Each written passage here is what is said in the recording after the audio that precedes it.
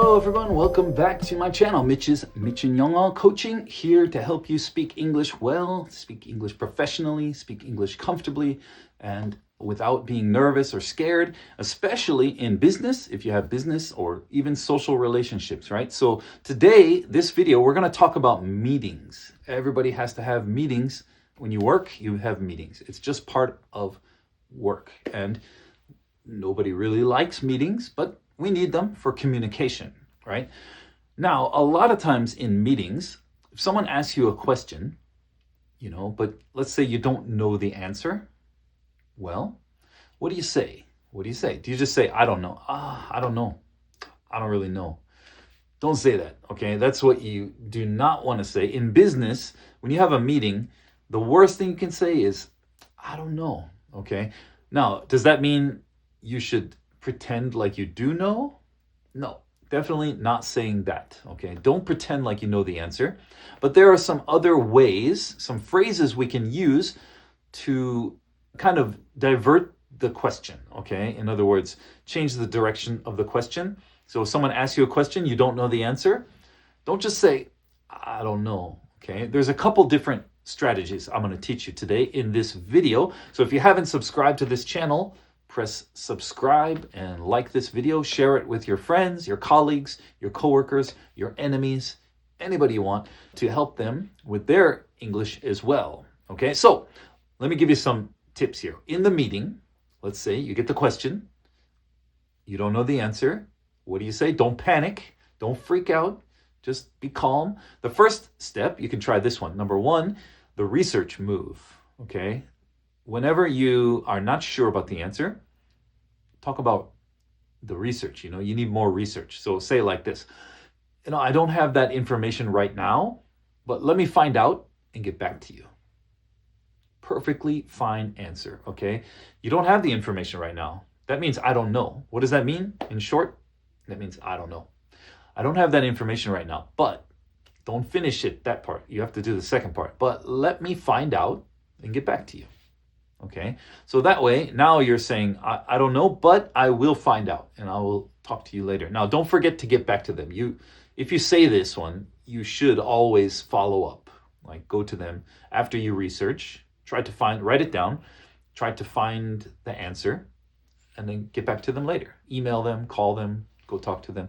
Okay, this is very useful, but you have to follow up or else it's useless. Okay, so definitely follow up. But if you don't know the answer, first step here is say, I don't have that information right now, but let me find out and get back to you.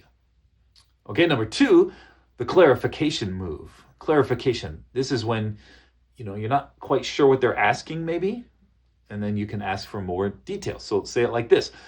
I'm not exactly sure about that part. Could you tell me more about what you need?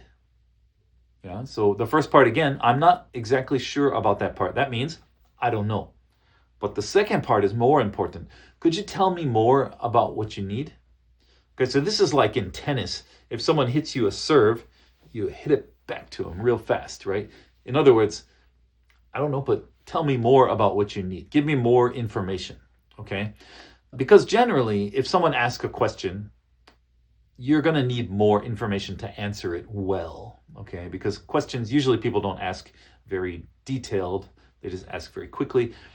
If you're going to answer that question, you're going to need some more information. So just ask them. I'm not exactly sure about that part, but could you tell me more about what you need? And then when they give you details, write it down. And then again, just like the first move, go research, go do your homework, check it out, find the answer, and then follow up. Get back to them. Okay, number three, the third move, the defer move. Defer means push it off to someone else, okay, not me, okay? Because maybe sometimes people ask you a question and it's actually not your job, it's not your responsibility. So what do you do in that case? You say it like this, that's a good question. Let me double check with the technical team, or let me double check with the sales department. Let me double check with the engineers, okay? Whoever it is, that's someone besides you, okay? So this is only for a question that is not your kind of responsibility, your area of expertise. You have someone else you need to ask about that, then just say it. Say, oh, that's a good question. I'm not really sure, about that part. So let me go double check with the technical team or whatever team it is. Okay, so that's deferring, but not like you're neglecting your job. Okay, this is not like, I don't know, let's ask someone else. No, this is just when you really are not, that's not your area of expertise. You're not in charge of that part. So you have to ask someone else if you want to give an accurate answer. Okay, so that's when to use that one. And then number 4, the last one, the opinion move. Okay, sometimes we just give our opinion.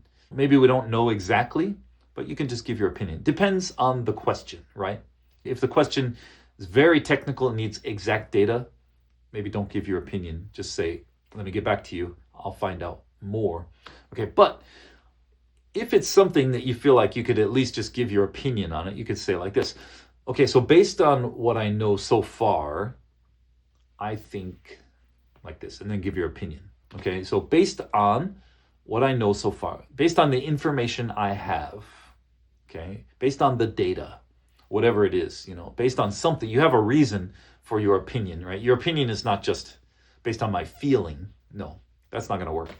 But if you have some evidence, some research, something, you could say like that. Based on my research, this is what I think. Okay, that's okay to say it like that. Based on what I know so far, my opinion is this. And that generally will work. Again, not for every situation, because if it's something where you need the exact data, the exact research information, but you don't have that, then don't say this. But if you feel like you know enough to speak on the topic and give your educated opinion, this is the one to use. Okay, so one of those 4 methods, any of those 4 methods will work. Each of them is kind of for a different situation, different question. It depends on the information you have, depends on what they're asking, all those things. So you need to think about that first. But I'm just giving you 4 options for you to use when someone asks you a question in a meeting and you don't know the answer.